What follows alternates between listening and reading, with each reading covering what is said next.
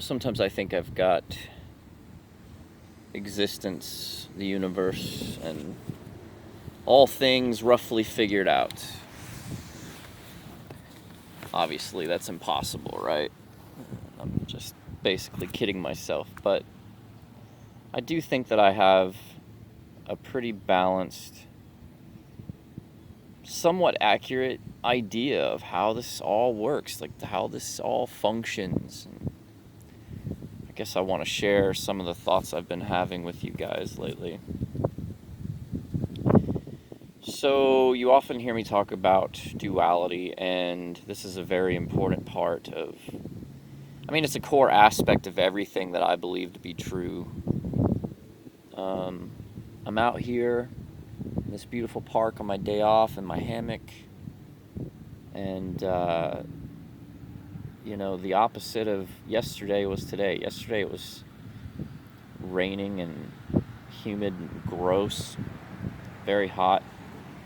And then afterwards we get a break. It's a nice, somewhat partly cloudy, but sunny, breezy, a lot cooler.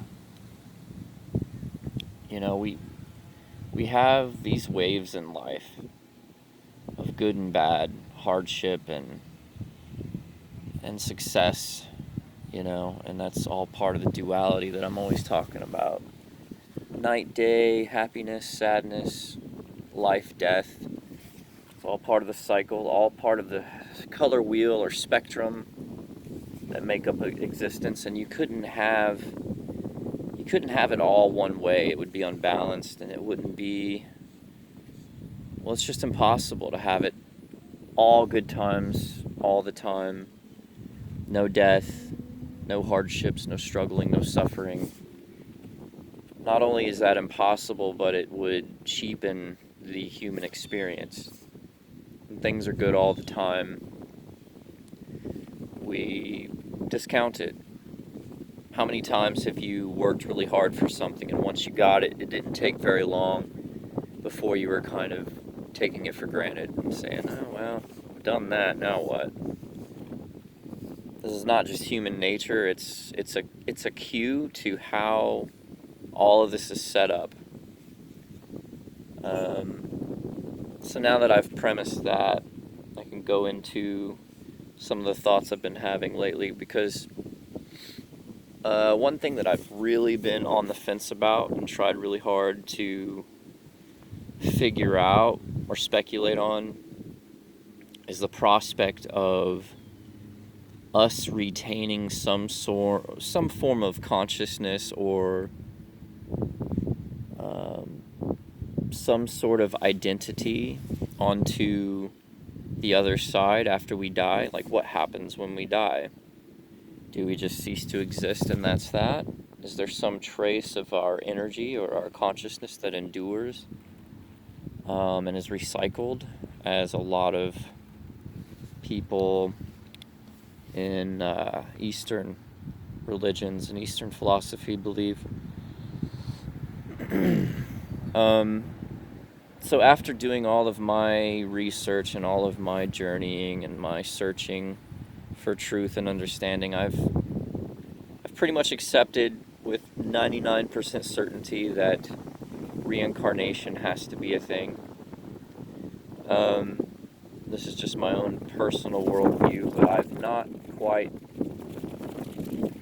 not quite made up my mind on whether or not any piece or any trace of our individuality and our personality transcends beyond death. And lately, I think a breakthrough in my own personal understanding that I've had is that I think that maybe there is a trace of our personality that goes to the other side, but I think the way it works is this. So if you guys haven't looked into light wave particle duality in quantum mechanics, I highly recommend you do so, because science is a way for us to kind of piece together how the working parts function and give us clues as to what's really going on around us. And in quantum mechanics, we seem to discover that the normal or traditional laws of physics don't really apply. Quantum physics is almost mysticism. Like, it does not play by the rules. It's very chaotic and confusing, and the impossible seems possible suddenly. And one such example of this is the light wave particle duality. Basically, light, when it emits, it can either function or behave like a wave, like a ripple in a body of water, or it can also function as direct particles beaming in a straight line from its source. It can do both, depending on the situation. They did tests and found out that when trying to observe the behavior of light particles, it changed the way it behaved, whether it was in a wave form or in a particle beam form, and some of the conclusions that they've made is that basically light, when it is emitted, is in a superposed state, or superpositioned, meaning that it's basically everywhere and nowhere all at once, and it's only decided what path it takes and how it behaves, whether light, wave, or particle, when it actually strikes its target or is observed. That's when it's finally decided how it behaved and the path that it took, and where it ultimately lands. And this is like something that if you don't actually look into what I'm talking about, you're gonna be like, you're making no sense right now.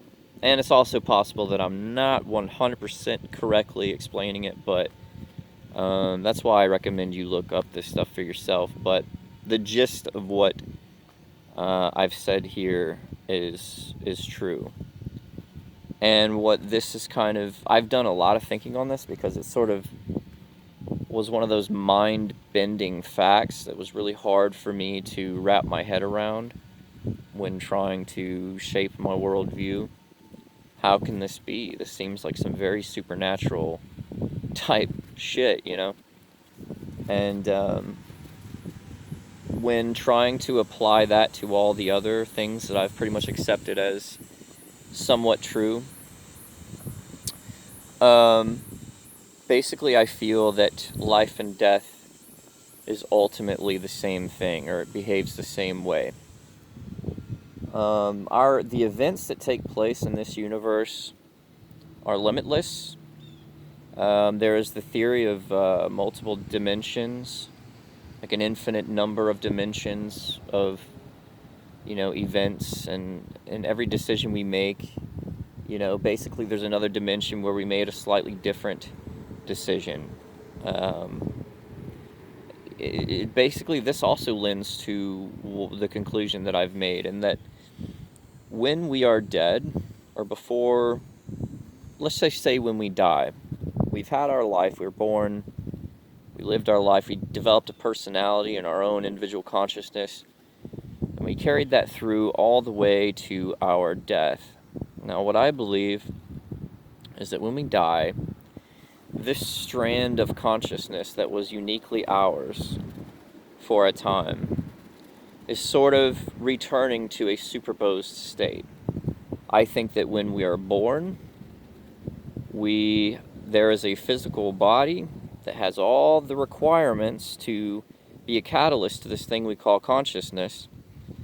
And so a thread of consciousness is then born or weaved through this lifespan. It was in a superposed, limitless opportunity state, but once born, it goes into a defined sort of personality, right?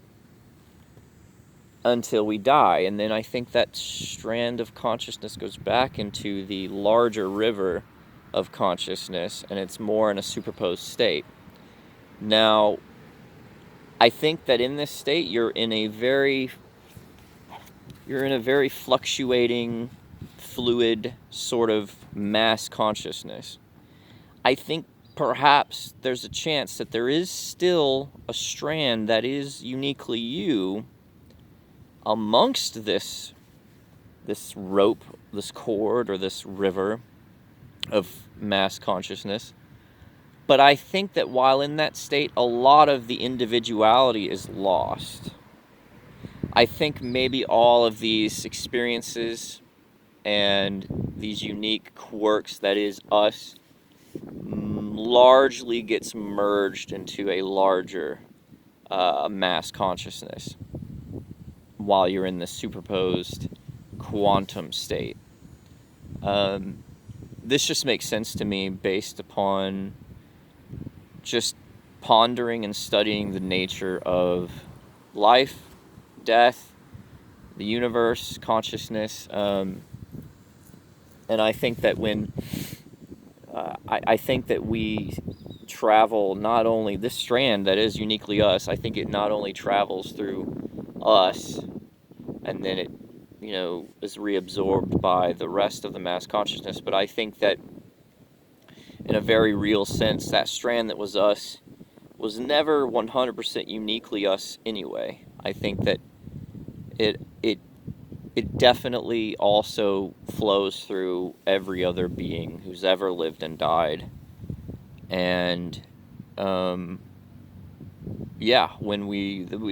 being born is so special because inhabiting this little lifetime that we do is so special because in this brief time period, 60, 70 years or however long we live, we ceased to a large degree to be a collective consciousness. We were given our own independent physical form that was uniquely ours, separate. And I think that while we do go through a tremendous amount of suffering while in this form and in this state of consciousness, to a large degree it's a form that gives us great relief when we come out of the superposed state, because while we are dead or not inhabiting a body, this mass consciousness is in a very undefined, very fluctuating, very chaotic, although devoid of suffering. It's still probably somewhat an uncomfortable existence. I mean, maybe uncomfortable is the wrong word, but I think that maybe having a chance to be separate from all that infinite mesh of consciousness is its own form of relief, or at the very least, it's a unique and interesting experience that, and I haven't also, something else that I've kind of been on the fence about is whether or not we come back and are reincarnated on purpose as a choice, or if this is something that's inherently part of the mechanism that we cannot control. Part of me feels that we couldn't stay part of the mass consciousness even if we wanted to. But I'm on the fence about that. But yeah, I hope that I've kind of explained what I've been thinking in a way that's somewhat thought-provoking. And feel free to call me a crazy lunatic while you're in the comments. But I think it's quite possible that you need to do a shit ton of psychedelics to even give me a little bit of credence here in my arguments. Fact of the matter is, if you've never done a heroic dose of a psychedelic, or if you've never reached a very intense euphoric experience from meditating, you're probably going to think I'm batshit crazy. And that's understandable. Wind the clock back about 3 years ago, I would have agreed with you. But yeah, so I thought I would just share this lovely day and some of my ponderings on my day off, and hope you enjoyed them. Faithful slave, I'm out.